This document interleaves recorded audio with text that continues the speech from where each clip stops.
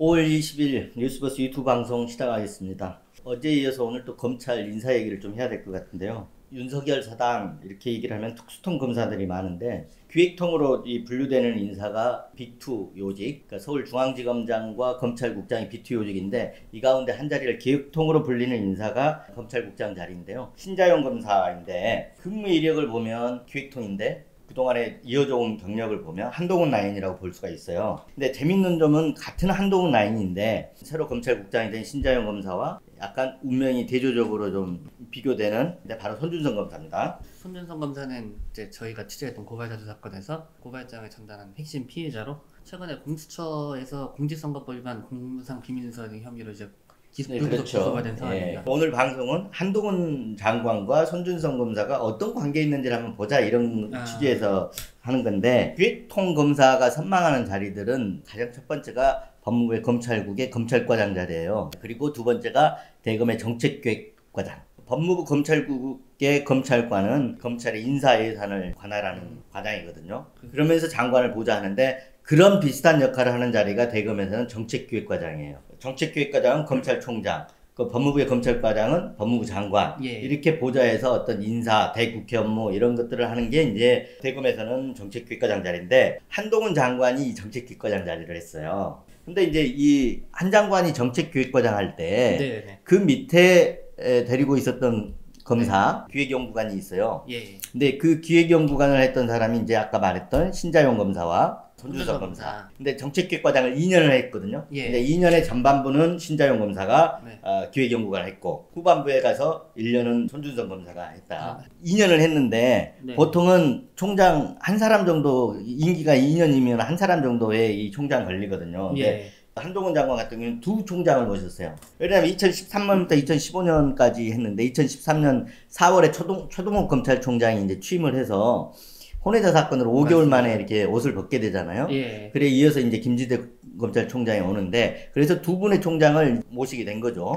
예, 한 장관이 그 시절입니다. 그래서 이제 신자용 검사 얘기를 왜 이렇게 꺼냈냐면 신자용 검사가 그 뒤에 어떻게 됐어요? 뭐 바늘과 실처럼 한 장관 가는 데를 다 따라다니거든요. 맞습니다. 3차장 할 때도 특수일부장 있고 그 전에 이제 국정농단 사건 특검을 가잖아요. 맞습니다. 윤석열 수사팀장 밑에 이제 한동훈 파견검사로 갈 때 한 장관이 그때도 신자용 검사가 같이 가는 거죠. 맞습니다. 그랬던 걸로 저도 알고 있습니다. 네. 그러니까 이 아까 말했던 정책기획과장 밑에 연구관은 사수하고 부사수 같은 관계, 굉장히 가까운 관계를 그 사수 부사수 관계 이렇게 얘기를 하잖아요. 근무연이 계속 연달아 있고 그 뭐랄까 근무 노하우를 또 전수하는 관계에 있는 거고 그런 거죠. 그러고 보면 기수도 보면은 한동훈 장관이 27기고 그렇죠. 신자영 이번에 검찰국장 28기. 그리고 손준성 검사가 29기네요. 예. 그래서 이제 재밌는 점은 한동훈 장관이 정책기획과장을 하고 예. 그 다음에 바통을 이어받은 사람이 신자용 검사. 그리고 신자용 검사의 바통을 이어받은 사람이 손준성 검사. 그러니까 굉장히 신자용과 손준성은 한동훈 라인이다 이렇게 볼 수 있는 거죠. 그때 고발사주 사건 직전이었나요? 네. 그때 당시에 이제 카카오톡이 좀 이게 문제가 됐었잖아요. 네. 예. 이제 그런 걸로 봤을 때도 그러면 이 두 분 관계가 좀 중요할 것 같은데요.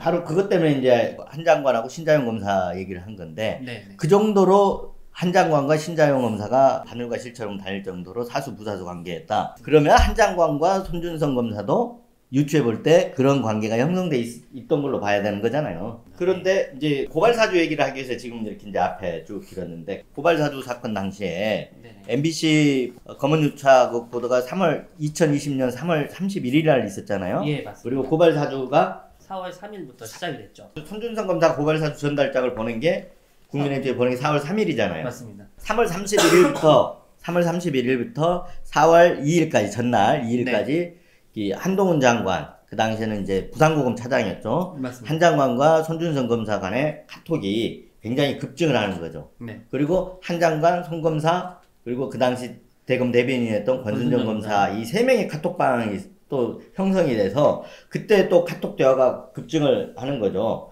네. 저희가 손준성 검사와 그러니까 한동훈 장관 1대1 대화와 단체방 대화를 나눌 수 있었던 거죠. 네. 그래서 봤는데 3월 31일 날 1대1 대화가 40회 오, 네. 그리고 4월 1일날 21회 네. 이때까지는 좀 숫자가 적었는데 네. 4월 2일날 이제 갑자기 108회로 급증을 네, 하는 네, 겁니다. 네. 손준성 검사하고 한동훈 장관의 카톡이. 근데 네. 저희가 이제 확보한 이제 자료를 보면 네. 그 고발 사주 고발장에 증거 자료로 쓰일 캡처 파일들이 4월 2일날 캡처된 것들이 상당수 있고요. 그 사진이 위아래를 다 잘랐잖아요. 네. 캡처본. 네. 근데 아래쪽을 보면은 아이폰에서 캡처된 것으로 확인이 되거든요. 그래서 상당히 좀 의심스러운 정황이다. 근데 저는 이제 그렇게 생각을 하는데. 그러니까 이건 정 기자 생각이 아니죠. 정 기자만의 생각이 아니고 공수처도 그렇게 해서 인정되는 사실로 불기소 유예서 담아놨잖아요. 맞습니다. 이렇게 카톡이 수가 갑자기 없던 카톡 대화가 고발 사주 직전에 급증을 했다. 대화가. 그렇게 이걸 인정되는 사실로 담았다는 거는 한동훈 장관에 대해서 무혐의 처분은 했지만 연루됐을 것으로 의심하고 수사했다는 뜻이잖아요. 네. 한 장관과 그 정책기획과장 시절에 연을 맺었던 사수 부사수 관계했던 그렇죠. 신자영 검사가 한 장관의 라인으로 해서 이렇게 발탁도 되고 이렇게 한 걸 보면 한 장관과 손 검사도 굉장히 사수 부사수 관계였고 가까웠다. 이렇게 원래대로라면 손준성 검사도 이번에 그러면 검사장 승진했겠죠. 권순정 대변인하고 손준성 검사가 사법연수원 29기 같은 기수잖아요. 근데 맞습니다. 권순정 대변인은 이 카톡 대화방에 들어있던 권순정 대변인은 이번에 어떻게 됐어요? 법무부 기조실장이 됐잖아요. 기조실장. 검사장으로 승진한 거죠. 네네네. 네. 만약에 고발사주 사건이 없었으면 손준성 검사도 이번에 검사장 승진을 했겠죠. 아마 그 자리가 손준성 검사 자리였을 수도. 기획 업무니까 네, 뭐 그럴 수도 있죠. 네. 예. 근데 제가 봤을 때는 손준성 검사는 아마 징계를 받으셔야 될 상황인 걸로 저는 알고 있는데. 당연하죠. 불구속 기소가 됐고 기소는 됐잖아요. 손준성 검사가 고발 사주하는 고발장을 국민의힘 측에 보낸 거는 확실하잖아요. 맞습니다. 작성자를 규명하지 못했을 뿐이지. 그리고 공수처가 이 사건을 뭐라고 했어요? 대검 수사정보정책관의 총선 개입 사건. 총선 개입 사건이라고 네. 했잖아요. 그러니까 검사가 총선 개입을 하면 어떻게 돼요? 검찰청법에 보면 검사의 어떤 그 직무에서 정치적 중립 의무가 규정이 네. 돼 있거든요. 그래서 검찰청법 위반이 되는 거고, 그래서 징계를 해야 되는 거잖아요. 네, 징계 문제가 좀 하나 걸릴 것 같고, 최근에 이제 윤석열 총장 징계 사건에서도 네. 이제 손준성 검사가 판사 사찰 문건이라는 거를 소위 이제 작성을 그렇죠. 한 것도 이제 사실관계가 그렇죠. 확인이 됐기 때문에. 그거는 본인이 얘기했잖아요. 그 당시에 윤석열 총장의 지시를 받아서 그 판사 동향 문건을 만들었다. 이거는 본인이 한 얘기 아닌가요? 예, 그 판사 동향 문건 만든 것도 윤석열 검찰총장의 징계 사항에 들어가 있죠. 예, 그럼 본인도 그 부분에 대해서 징계를 받을 가능성도. 이거는 뭐 그래서 이제 지시를 받았다고 한 게 네. 그런 것 때문일 거예요. 지시를 받아서 했다. 지시하면 당연히 일단은 그 부분 이제 그게 징계 사안이 되는지 안 되는지는 따져봐야 될 것 같아요. 그 부분은 지시를 받아서 한 거기 때문에. 근데 저 궁금한 게 있는데 네. 검사 징계는 원래 법무부 장관이 하는 거 아닌가요? 그렇죠. 징계 청구는 검찰총장이 하는 거고, 네. 검사의 징계 청구는 검찰총장이 징계 청구를 하고, 그러면 이제 법무부의 징계위원회가 있어요. 징계위원회 위원장이 법무부 장관이 되는 거거든요. 그렇죠. 그러면 어제 이제 우리가 유튜브 방송하면서 윤석열 검찰총장의 어떤 그 징계 그 재판의 맞습니다. 피고가 예. 법무부 장관이었잖아요. 그래서 이해충돌 소지가 있다고 얘기를 했었잖아요. 네. 근데 이것도 마찬가지로 이해충돌 소지가 있는 거죠. 아, 왜냐면 아까 얘기했지만 한동훈 장관과 손준성 검사가 그 당시 카톡 대화방이 지금 대화 내용은 공개가 안 됐어요. 네. 공수처는 고발 사주 사건하고 관련돼 있을 것으로 의심을 하지만 왜 이 대화 내용이 공개가 안 됐냐면 한 장관이 휴대폰 잠금 장치를 해제하지 않았기 때문에 공개가 안 된 거잖아요. 지금 손준성 검사도 마찬가지고. 그런데 어찌됐든 간에 전달한 건 확실하기 때문에 징계가 되어야 된단 말이죠. 그렇죠. 그러면 그때도 징계위원장이 장관이에요. 그러면 그 당시에 이 고발 사주 사건이라는 거는 바로 전에 MBC 검언유착 보도에 어떤 대응 차원에서 고발 사주 사건이 나온 걸로 이렇게 보이잖아요. 한동수 감찰부장도 그런 취지로 이렇게 사건을 설명을 한 적이 있고요. 청문회에서. 그렇죠.